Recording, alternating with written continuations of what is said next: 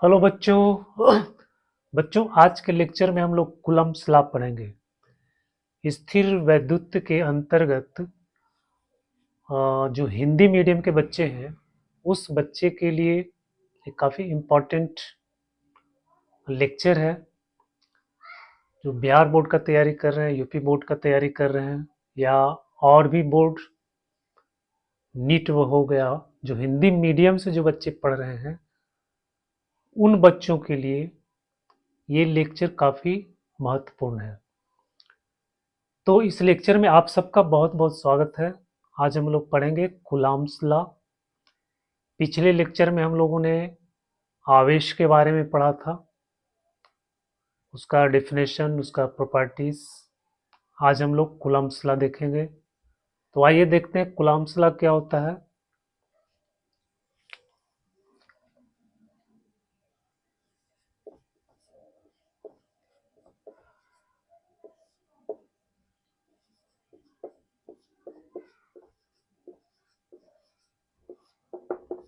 Coulomb का नियम।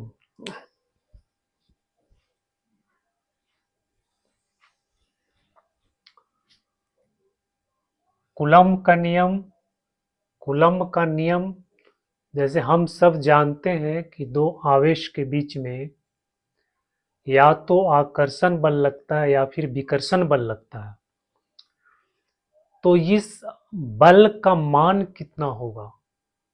अगर कोई आवेश आपको दे दिया गया, दो आवेश, मान लो कि यहाँ पे 4 कूलम्ब का आवेश है और यहाँ पे 10 कूलम्ब का आवेश है। ठीक है, दोनों पॉजिटिव है। तब इसके बीच में रिपल्सन फोर्स लगेगा, फोर्स ऑफ रिपल्सन लगेगा। ये इस पे फोर्स लगाएगा इस डायरेक्शन में, ये इस पे फोर्स लगाएगा इस डायरेक्शन में।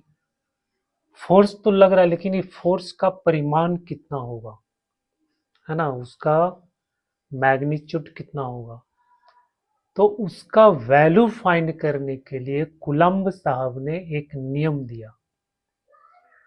उसी नियम से ये ये दो चार्ज के बीच में लगने वाला बल का परिमाण पता चलता है। तो अब हम देखते हैं कि ये कूलम्ब का नियम होता क्या है।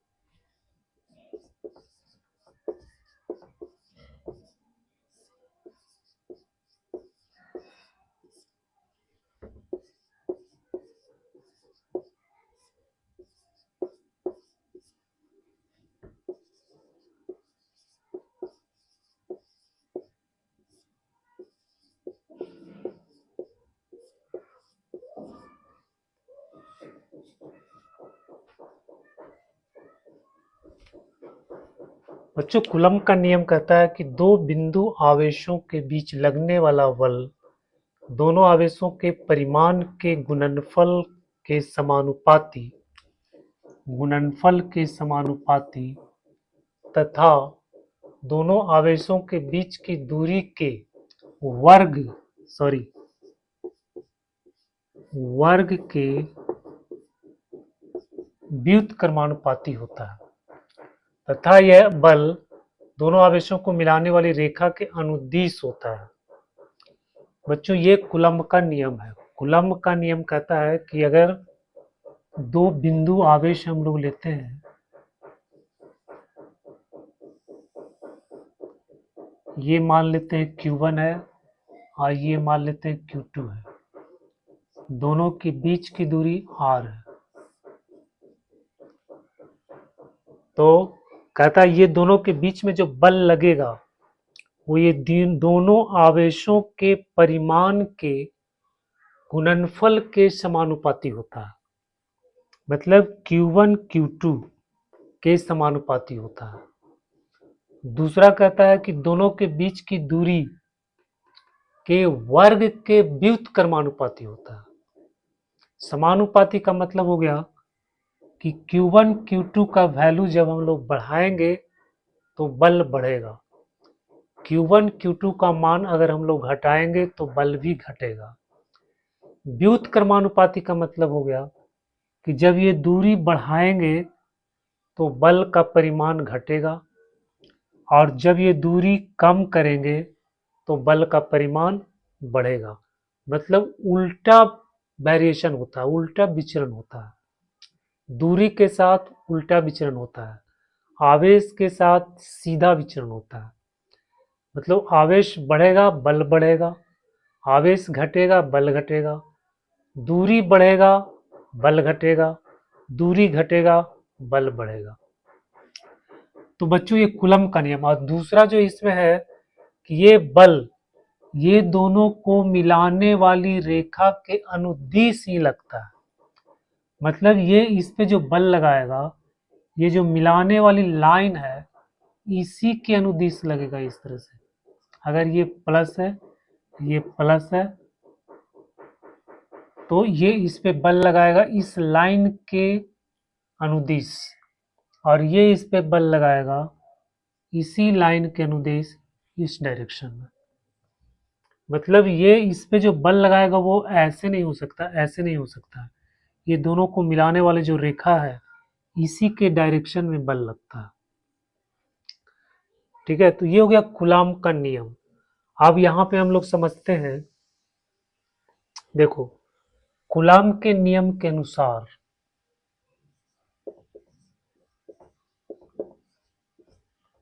कूलम्ब के नियम के अनुसार F ये जो बल लगेगा F ये समानुपाती होगा Q1 Q2 का और फिर ये समानुपाती होगा 1/r² का, मतलब r² का उल्टा वेरिएशन हो गया, व्युत्क्रमानुपाती। तो F समानुपाती Q1 Q2, F समानुपाती 1/r²। फिर इसको हम लोग लिखेंगे F समानुपाती Q1 Q2/r²।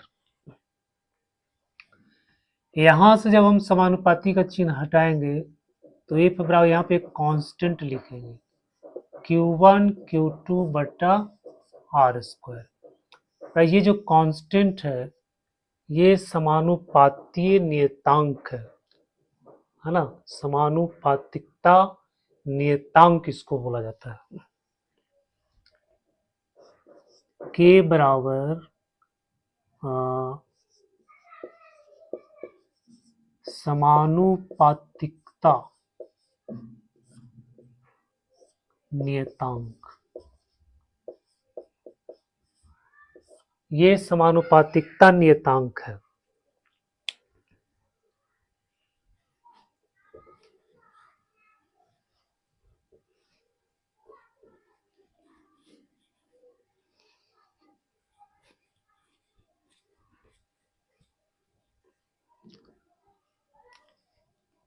तो F हो गया K Q1 Q2 बटा R square.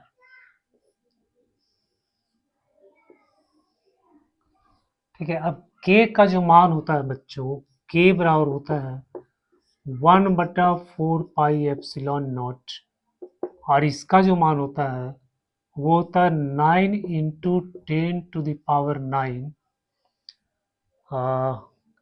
Newton metre square per coulomb square. ये K का मान होता है 1/4 pi epsilon naught 9 into 10⁹ newton metre square per coulomb square. जहाँ पे ये एप्सिलॉन नॉट जो है ये भी एक नियतांक है। एप्सिलॉन नॉट इसको कहा जाता है परमिटिविटी, मतलब परावैद्युतांक, या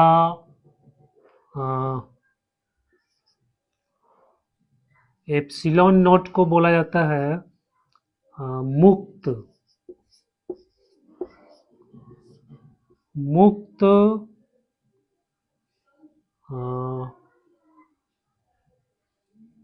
मुक्त स्थान में, मुक्त स्थान, या उसको इंग्लिश में बोलते हैं फ्री स्पेस, है ना, मुक्त क्षेत्र में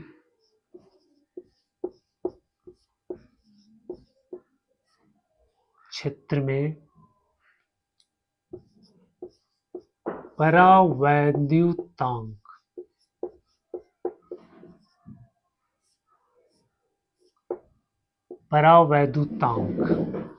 या इंग्लिश में बोलते हैं permittivity,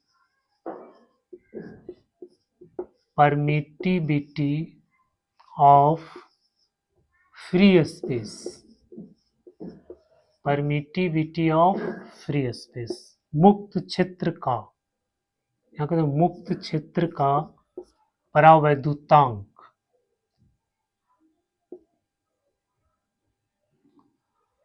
permittivity of free space, permittivity का मतलब हो गया कि कोई ऐसा, ये एक गुण होता है।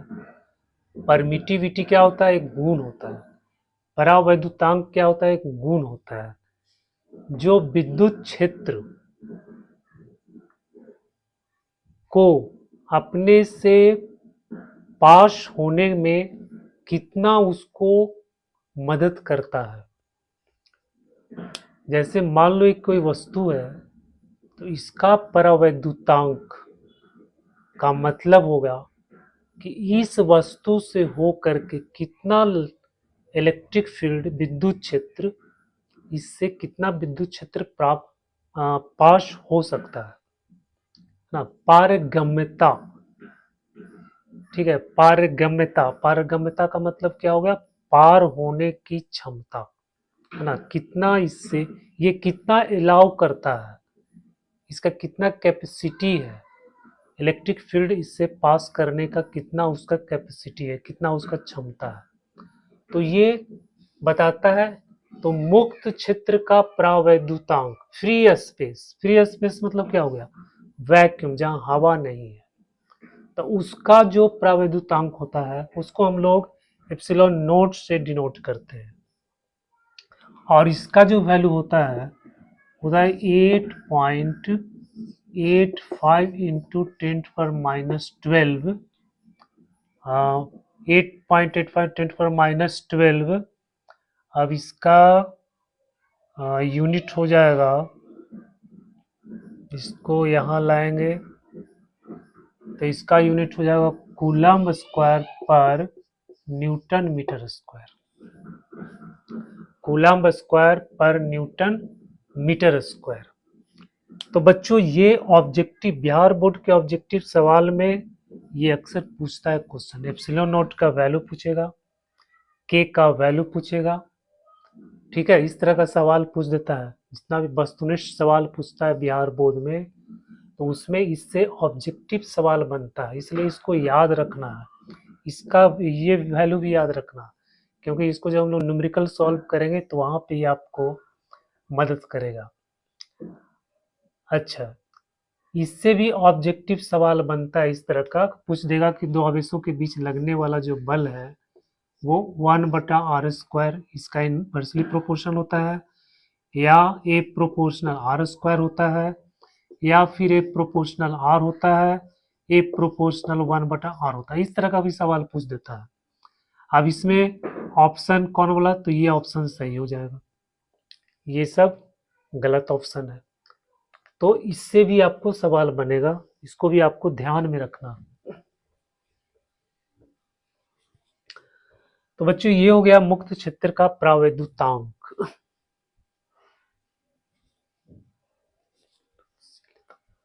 या फिर इसका नाम यह है कि विद्युतशीलता भी इसको बोलते हैं, विद्युतशीलता, विद्युतशीलता भी बोला जाता है।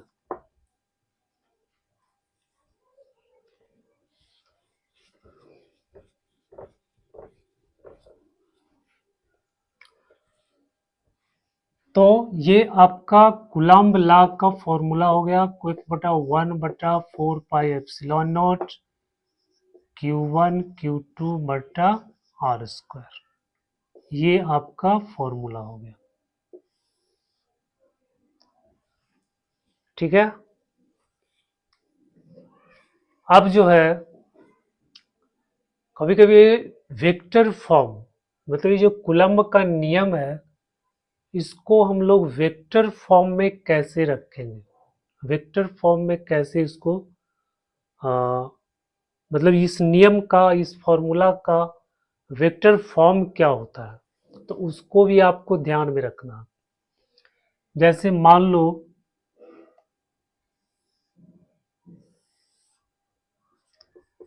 एक्स एक्सिस वाई एक्सिस, यहाँ पे जो आवेश आपका है ये है Q1, यहाँ पे आवेश आपका है ये है Q2, ये इसको मिला देते हैं। अच्छा, ये वाला जो वेक्टर का पोजीशन है P और ये मान लो Q, इसका पोजीशन वेक्टर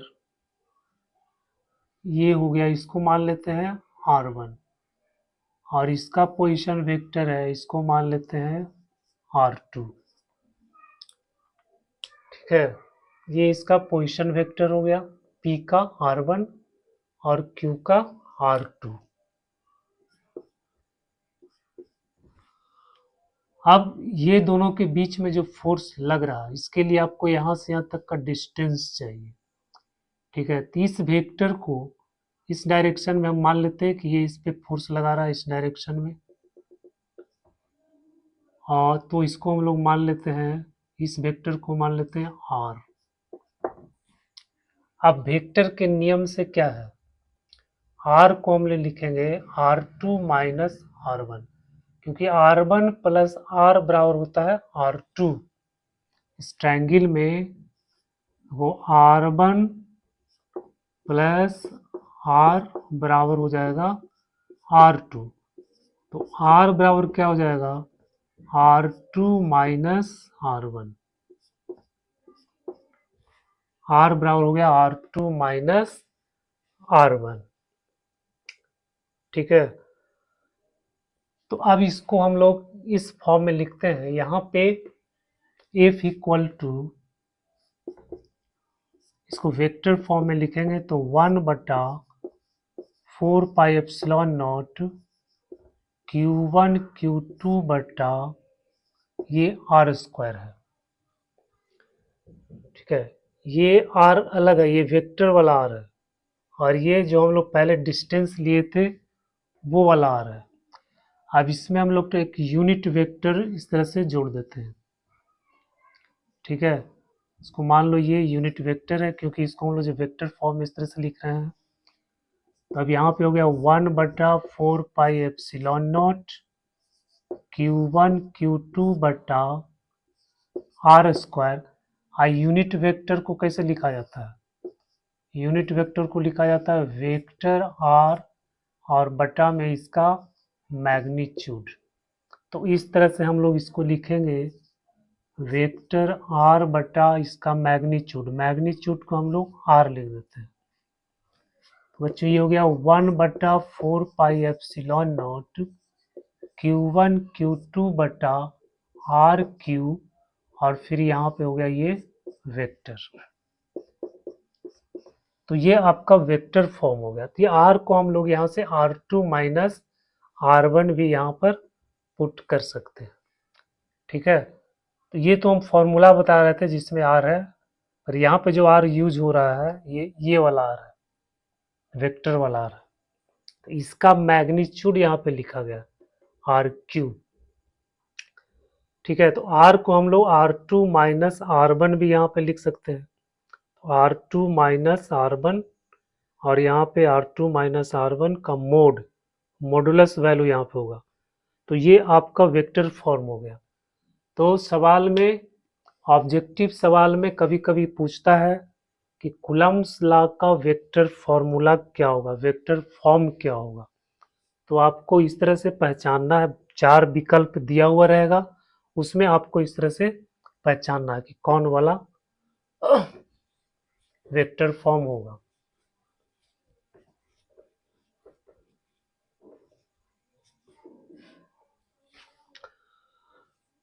अब तो हम लोग समझ गए कूलम्ब्स लॉ क्या है। ये हम लोग पढ़ा फ्री स्पेस में, मुक्त क्षेत्र में, जहां कोई हवा नहीं है, कोई माध्यम नहीं है। ठीक है, हवा नहीं, फ्री स्पेस है। अगर हम उस चार्ज को किसी माध्यम में रख देते हैं, जैसे पानी में रख देते हैं, तेल के अंदर रख देते हैं, ठीक है, या और कोई माध्यम के अंदर अगर हम आवेश को रख देते हैं, तब वहां पे फोर्स क्या होगा। तो बच्चों एक चीज ध्यान में रखना कि ये जो फॉर्मूला है, ये अभी जो हम लोग पढ़े, ये था किसके लिए, फ्री स्पेस के लिए। हम किसी भी माध्यम के अंदर अगर आवेश को रखते हैं तो उसमें जो है फोर्स घट जाता है। अब कितना घटता है ये डिपेंड करता है उसके डाइलेक्ट्रिक कांस्टेंट पे, ये डिपेंड करता है उसके डाइलेक्ट्रिक कांस्टेंट पे। देखो एक फॉर्मूला ये होता है, एप्सिलॉन बराबर एप्सिलॉन नॉट एप्सिलॉन आर, ये माध्यम का परावैद्युतांक है, ये मुक्त क्षेत्र का है, और ये सापेक्षिक परावैद्युतांक है। तो माध्यम का जो परावैद्युतांक है ये होता है epsilon naught into epsilon R. Epsilon R को हम लोग के से भी डिनोट करते हैं। अब इस के को कहा जाता है, इस के को कहा जाता है परावैद्युत नियतांक, परावैद्युत नियतांक कहा जाता है इसको। मतलब इसको हम रिलेटिव परमिटिविटी भी बोलते हैं इंग्लिश में, हिंदी में बोलते हैं अपेक्षिक या सापेक्षिक परावैद्युतांक। तो ये दोनों सेम है, सिर्फ सिंबल का अंतर है। इसको एप्सिलॉन आर भी कहीं कहीं लिखते हैं, के भी लिखते हैं। तो ये जो के है इसी को बोला जाता है परावैद्युत नियतांक, या इंग्लिश में इसको बोलते हैं dielectric constant, dielectric constant. बच्चों इसको डाइलेक्ट्रिक कांस्टेंट ही बोलते हैं। तो जो फोर्स लगता है आवेश के बीच वो डिपेंड करता है इस पे, जिस माध्यम में रखते हैं उसका डाइलेक्ट्रिक कांस्टेंट यानी परावैद्युत नियतांक का मान कितना है उस पर डिपेंड करता है। अगर किसी माध्यम का ये के का मान ज्यादा है तो उसमें फोर्स उतना ही कम लगेगा, और जितना कम है उसमें फोर्स उतना ही ज्यादा लगेगा। जैसे सबसे ज्यादा डाइलेक्ट्रिक कांस्टेंट का मान जो है पानी का होता है, इसलिए पानी में क्या होता है, जब हम आवेश को रखते हैं तो उसमें जो फोर्स लगता है वो फोर्स कम जाता है। इसलिए पानी का ये खूबी है कि अधिकांश चीजों को वो अपने अंदर घुला लेता है, इसी कारण होता है। जैसे सोडियम क्लोराइड हो गया नमक, ये सोडियम क्लोराइड जो हो गया नमक है। अब इसमें स्ट्रॉन्ग फोर्स है, जैसे ही इसको हम लोग पानी में डालते हैं तो ये नमक आयंस में विभक्त हो जाता है, आवेश में बदल जाता है। क्यों बदल जाता है? क्योंकि ये जो पानी का डाइलेक्ट्रिक कांस्टेंट 80 है, इसके फोर्स को कमजोर कर देता है। सोडियम और क्लोरीन के बीच में जो स्ट्रॉन्ग फोर्स लगता है वो उस फोर्स को कमजोर कर देता है और दोनों क्या होता है, टूट जाता है। फिर टूट जाता है, फिर वो पानी में घुल जाता है। तो बच्चों ये कहानी है डाइलेक्ट्रिक कांस्टेंट का। अब देखते हैं कि मान लो कि ये आवेश जो है Q1 है, Q2 है, ये आवेश कहाँ रखा हुआ है? ये आपको रखा हुआ है मुक्त क्षेत्र में। ये दोनों आवेश कहाँ रखा हुआ है? मुक्त क्षेत्र में। इसमें जो बल लग रहा है एफ नोट, यहाँ से दूरी r है, तो एफ नोट इसको मान लेते हैं, तो ये बल लग रहा है 1/4 pi epsilon not Q1 Q2/r²।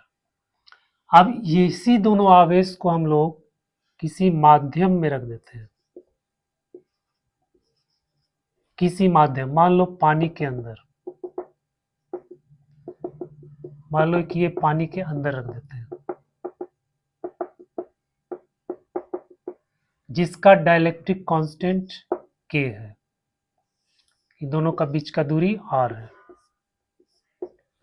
तो यहां जो फोर्स लगेगा, ठीक है, इस माध्यम में जो फोर्स लगेगा Fm मान लेते हैं, ये फोर्स लगेगा 1/4 पाई एप्सिलॉन नॉट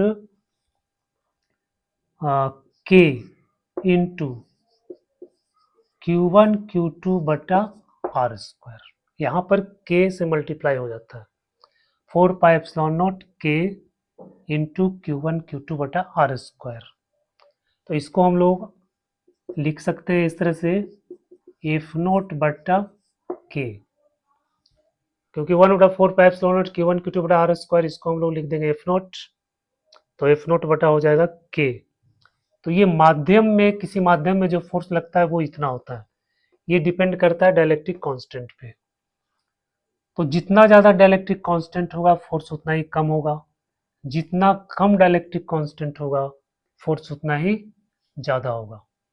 तो ये आपका मतलब Fm प्रोपोर्शनल टू 1/K होता है। मीडियम में जो फोर्स लगता है वो होता है 1/K का प्रोपोर्शनल हो गया। तो बच्चों ये कहानी है, जब हम माध्यम बदलते हैं तो फोर्स भी बदल जाता है।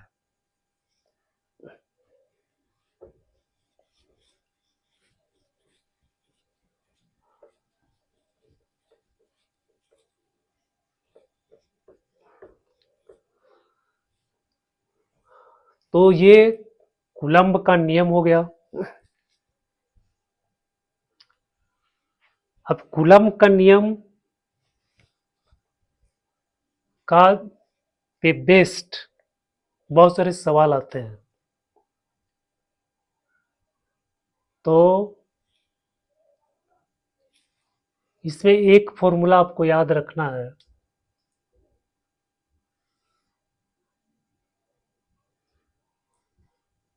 मान लो ये कोई पॉइंट, यहाँ पे एक फोर्स लग रहा है इधर F1, ये फोर्स इधर लग रहा है F2, ठीक है, इसके बीच का जो कोण है वो है theta.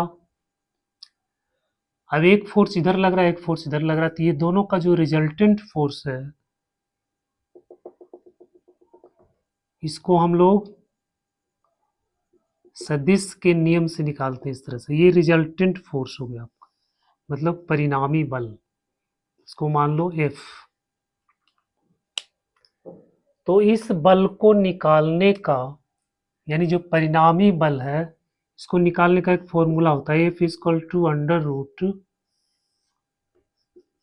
F1² F2² plus 2F1 F2 cos theta. जो इसको हमेशा याद रखना, क्योंकि ये बहुत बार ये आपको मदद करेगा परिणामी बल निकालने के लिए। क्योंकि ये फोर्स इधर लग रहा है, एक फोर्स इधर लग रहा है। तो यहाँ पे जो वस्तु है जाएगा किधर? यहाँ पे जो वस्तु रखा हुआ है वो वस्तु किधर मूव करेगा? इधर मूव करेगा कि इधर मूव करेगा? तो वो वस्तु न इधर मूव करेगा न इधर मूव करेगा, वो वस्तु इधर मूव करेगा, इस डायरेक्शन में मूव करेगा, क्योंकि दोनों का जो रिजल्टेंट प्रभाव होगा वो आपका इस डायरेक्शन में होगा, है ना। तो इस परिणामी बल को निकालने का ये एक इम्पॉर्टेंट फॉर्मूला है, इसको आपको ध्यान में रखना है। Root under F1 square F2 square plus 2F1 F2 cos theta. अब देखो एक सवाल आता है, न्यूट्रल पॉइंट पे आता है कि इस तरह का सवाल आपको आता है कि अगर मान लो कि यहाँ पे Q1 आवेश है, यहाँ पे Q2 आवेश है, अब हम एक तीसरा आवेश को कहाँ पे रखेंगे कि उस पे जो फोर्स लगेगा वो जीरो हो जाएगा,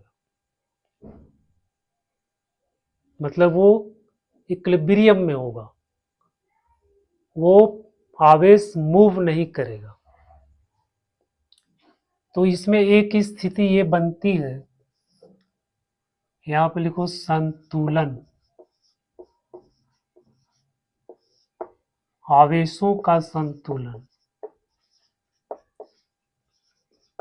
आवेशों का संतुलन।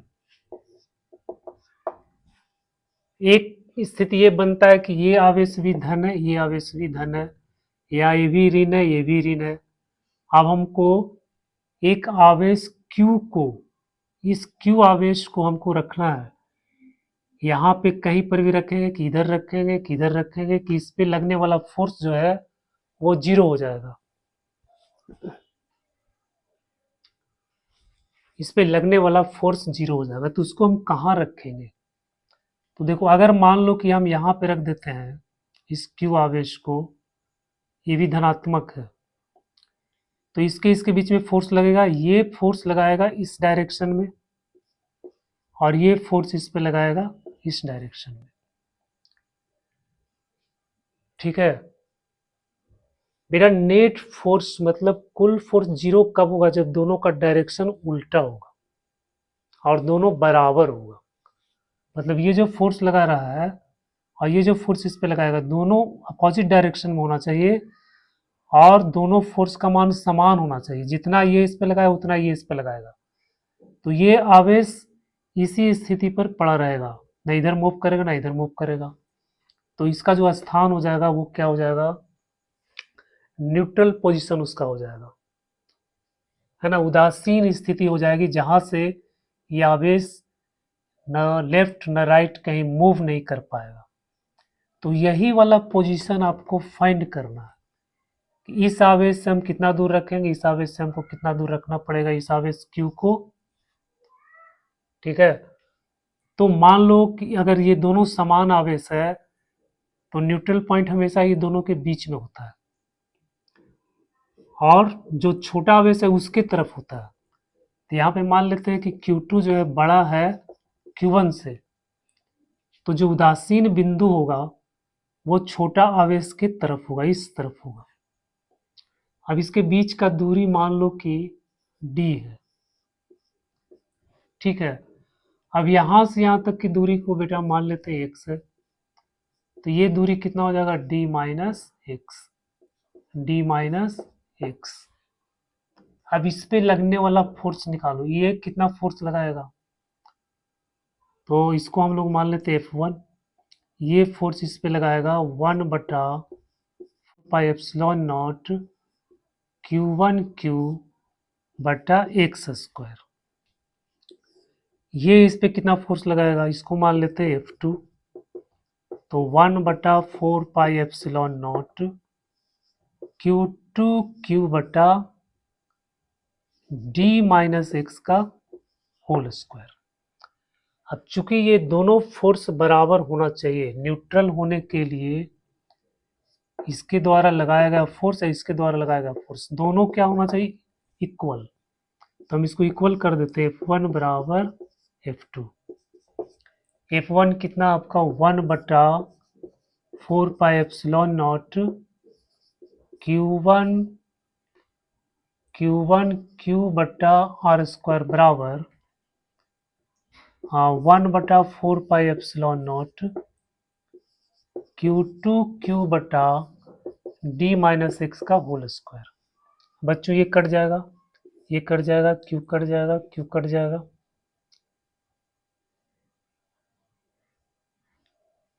यहाँ x²।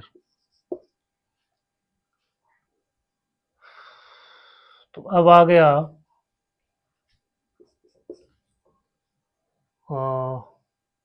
इसको हम इधर ले आते हैं, d-x का स्क्वायर बटा x² बराबर Q2/Q1।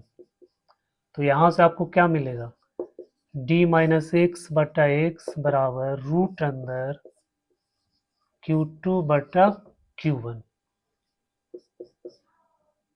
अब ये हो जाएगा d/x और -1 बराबर रूट अंदर Q2/Q1।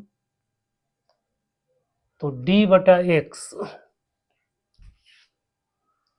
देखो, d/x बराबर हो गया रूट अंदर Q2/Q1 प्लस 1। तो x का जो वैल्यू आ जाएगा हो जाएगा d/रूट अंदर Q2Q1 प्लस 1। जो ये एक आपको फॉर्मूला मिल गया। अब जब भी आपको इस तरह से सवाल आता है तो आप तो अगर ज़्यादा नंबर के है, 2 नंबर, 3 नंबर, 4 नंबर का है, तो आपको ये पूरा बनाना पड़ेगा। इस तरह से आपको आगे बढ़ना है।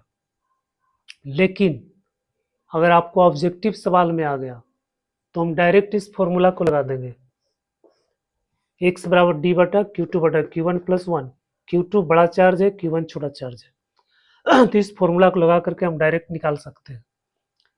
तो बच्चों ये जो पॉइंट मिला x का वैल्यू, मतलब यहाँ से यहाँ तक x दूरी पर आपको न्यूट्रल पॉइंट मिलेगा। तो ये पहली स्थिति हो गई।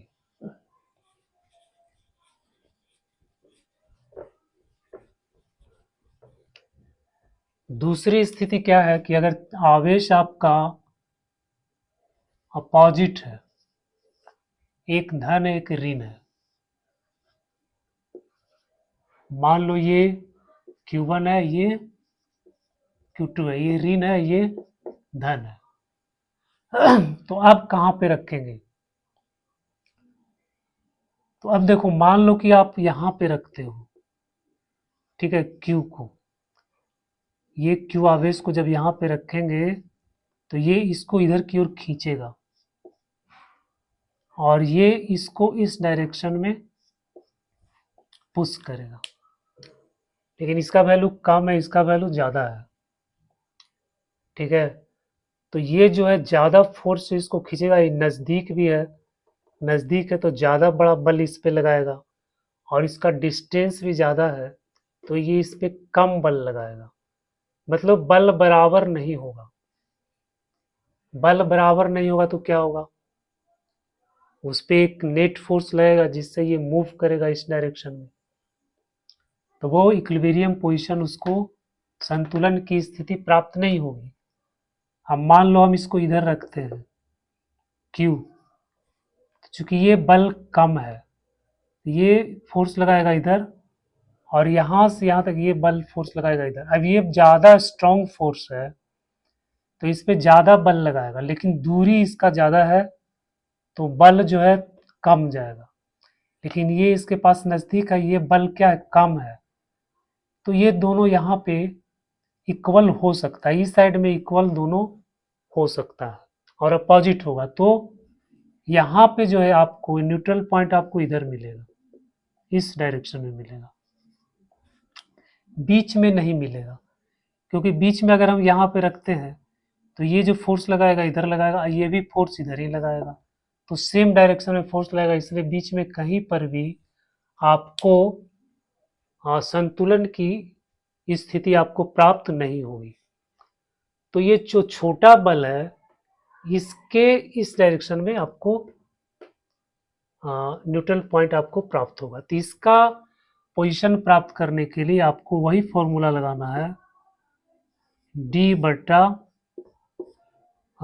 Q2/Q1, मोड यहाँ पे डाल दो क्योंकि परिमाण लेना, और यहाँ पे -1 कर दो। ये आपका फॉर्मूला बन गया। तो अगर नेगेटिव चार्ज है, पॉजिटिव नेगेटिव है, तो ये फॉर्मूला लगाएंगे, और दोनों अगर समान चार्ज है तो यहाँ पे प्लस कर देंगे।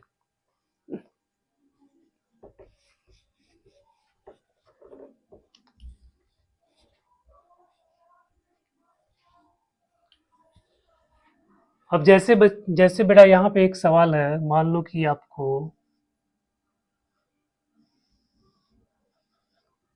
ये 4 कूलम चार्ज यहाँ है, 9 कूलम यहाँ है, और दोनों के बीच का डिस्टेंस मान लो 0.5 है, इस तरह से दिया हुआ। अब कह रहा है कि एक थर्ड चार्ज को कहाँ पे रखेंगे, ये भी धन है, ये भी धन है, ठीक है। अब तीसरा चार्ज को हम लोग कहाँ पे रखेंगे कि उस पर लगने वाला नेट फोर्स 0 हो जाएगा। तो हम लोग डायरेक्ट फोर्स फॉर्मूला लगा दो, x इक्वल टू डी हो गया 0.5 रूट अंदर 9/4, और फिर यहाँ पे हो जाएगा +1, तो हो जाएगा 0.5, ये हो जाएगा 3/2 + 1, तो 0.5 और 2 को ऊपर ले जाएंगे 2, यहाँ हो जाएगा जोड़ेंगे तो 5। बच्चों ये आपका बन गया 5 × 2 और 5 × 10, 5 5 कैंसिल, 5 से ये कैंसिल हो गया, तो आ गया 0.2। इतना अगर ये सेंटीमीटर में है तो इतना सेंटीमीटर, मतलब यहाँ से आपको 0.2 सेंटीमीटर पे रखना पड़ेगा चार्ज को, जहाँ पे नेट फोर्स इसका 0 हो जाएगा। तो बेटा इस फॉर्मूला से हम लोग तुरंत जो है प्रॉब्लम को सॉल्व कर लेते हैं। तो आज के लेक्चर में हम लोगों ने कूलम्ब्स लॉ पढ़ा, हमने पूरा नोट्स तैयार करवा दिया, कूलम्ब्स लॉ का स्टेटमेंट क्या होता है उसके बारे में पूरी तरह से बता दिया। अगर एग्जाम में आपको आता है कि कूलम्ब्स लॉ को लिखे, कूलम्ब्स लॉ को एक्सप्लेन करें, तो आप इससे, इस नोट से आपको आसानी से क्वेश्चन या सवाल बन जाएगा। तो इस लेक्चर में अगर आपको अच्छा लगा तो प्लीज़ इसको सब्सक्राइब कर देना, कमेंट करना, लाइक करना, और हम क्या कर सकते हैं, इट डिपेंड्स ऑन यू, अब आपके ऊपर डिपेंड करता है। तो बहुत बहुत धन्यवाद इस लेक्चर को देखने के लिए।